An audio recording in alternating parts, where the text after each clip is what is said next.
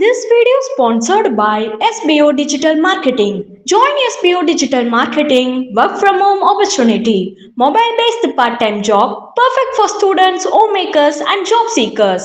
Use your free time to earn. No fixed hours. Work at your convenience.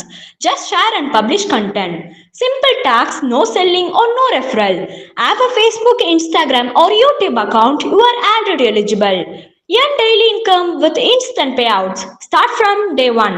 Skip பண்ணாதீங்க. பெரிய தப்பு. தினம் 300 ரூபாய் சம்பாதிக்க அரிய வாய்ப்பு. இன்ஸ்டாகிராம், ஃபேஸ்புக் பயன்படுத்த தெரிந்தால் போதும் content post and content publishing மூலமா தினம் 300 ரூபாய் சம்பாதிக்கலாம். இந்த வேலை செய்ய 5 நிமிடம் போதும். Work training support, group communication support, all language customer live chat support, முக்கியமா சொந்தமா ஒரு பிசினஸ் ஸ்டார்ட் பண்ற அளவுக்கு உங்களால கற்றுக்கொள்ளவும் முடியும், சம்பாதிக்கவும் முடியும். இந்த வேலை வாய்ப்பு வழங்குவது 5 வருடத்திற்கு மேல ரன் ஆகிட்டு இருக்க நம்ம தமிழ்நாட்டு company school of business organisation private limited. மேலும் விவரங்களுக்கு டிஸ்கிரிப்ஷன்ல கொடுத்திருக்க நம்பருக்கு வாட்ஸ்அப் பண்ணுங்க.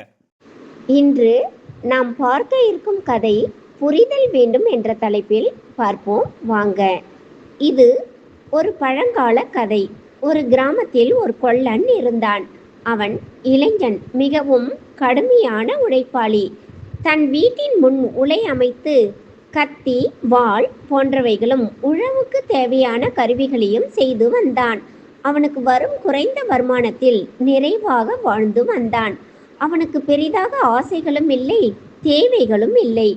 அவன் வேலை செய்யும் இடத்தில் ஒரு மேசையில் ஒரு பழைய பானை ஒன்று இருந்தது. அது மிகவும் பழையது. அவன் தாத்தா காலத்தில் இருந்து இருக்கின்றது.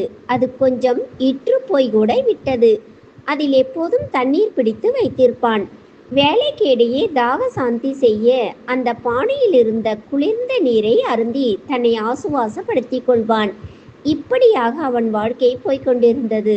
உழைப்பு உழைப்பு என்று ஓயாத உழைப்பு, கடுமையான உழைப்பு நல்ல தூக்கத்தை தந்தது.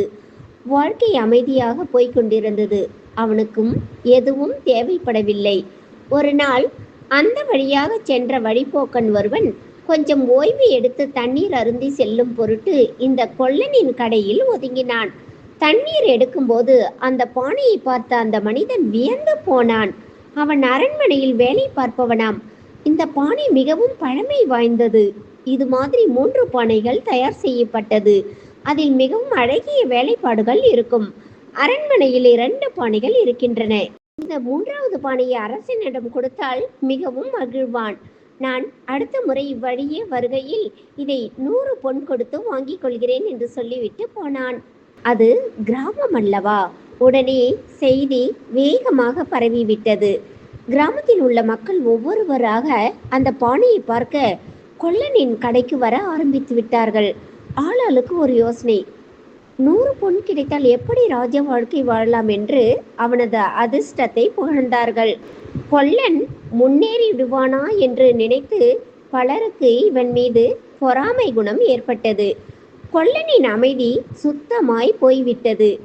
ஆனால் கொல்லனின் மனைவி அந்த பானையை நன்கு கழுவி சுத்தமாய் துடைத்து வைத்து நன்கு ஜாக்கிரதையாக பராமரிக்க ஆரம்பித்து விட்டாள். இப்போதெல்லாம் கொல்லனுக்கு அந்த பானையை வெளியே வைக்கவே பயமாக இருந்தது. எங்கே திருட்டு போய்விடுமோ என்று பயம் பிடித்து கொண்டதால் இரவில் சரியான தூக்கமே இல்லை அவனுக்கு. சரியான தூக்கம் இல்லாததால் ஒழுங்காக அவனால் வேலை செய்ய முடியவில்லை. அதனால் அவனது தரம் குறைந்து விட்டது. மக்களும் அவனுக்கு திடீரென்று அதிர்ஷ்டம் வந்துவிட்டது, பணம் அதிகம் வருகிறது என்பதால் அவனுக்கு வேலை செய்ய இஷ்டமில்லை என்று பேசிக்கொண்டார்கள். அந்த வழிபோக்கனும் வந்த பாடில்லை. தொழிலும் படுத்துவிட்டது. கொல்லனோ துரும்பாய் இழைத்து விட்டான். வழிபோக்கன் வராத ஏமாற்றம், பொக்கிஷத்தை பத்திரமாக பாதுகாக்க வேண்டுமே என்கின்ற பயம், மக்களின் பொறாமை என்று எல்லாம் சேர்ந்து அமைதியான வாழ்க்கையை சீர்குலைத்து விட்டது. ஒரு நாள் அந்த பானையை எடுத்து வந்து நடு ரோட்டில் போட்டு உடைத்து சுக்கல் சுக்கலாக நொறுக்கி விட்டான்.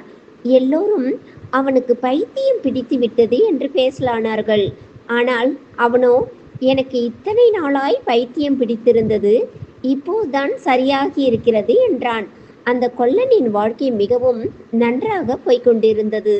அவன் குடும்பம் நடத்த தேவையான வருமானத்துடன் மன அமைதியுடன் நல்ல வாழ்க்கை வாழ்ந்து வந்தான். வழிபோக்கன் வந்தான். அனைத்தும் கலைந்து போனது. பணம், வசதி, பொன், பொறாமை என்று அவனை சுற்றி இந்த உலகம் தேவையில்லாதவைகளை கூறி அவன் அமைதியை குலைத்து வாழ்வை நரகமாக்கி விட்டது. அந்த கொல்லன் உண்மையை அறிந்து கொண்டதனால் அந்த பானையை உடைத்துவிட்டு மீண்டும் அமைதியான வாழ்க்கையை நோக்கி பயணப்பட தொடங்கிவிட்டான். உண்மையான மகிழ்ச்சி என்பது அமைதியான மனதில்தான் இருக்கிறது. நாமும் இதை புரிந்து கொள்ள வேண்டும். மன அமைதி போனால் அதன் பின் அனைத்தும் போய்விடும் என்று நினைத்த கொல்லன் சரியான முடிவு இப்போதுதான் எடுத்தான். நாம் அனைவருமே கண்ணுக்கு தெரியாத ஒன்றை தேடி ஓடி ஓடி அலைந்து திரிகிறோம். அதனால் அமைதியை இழந்து நிற்கிறோம். கொல்லனை போல் நாமும் உண்மையை அறிந்து கொண்டாலே தப்பிக்க முடியும். நன்றி, வணக்கம்.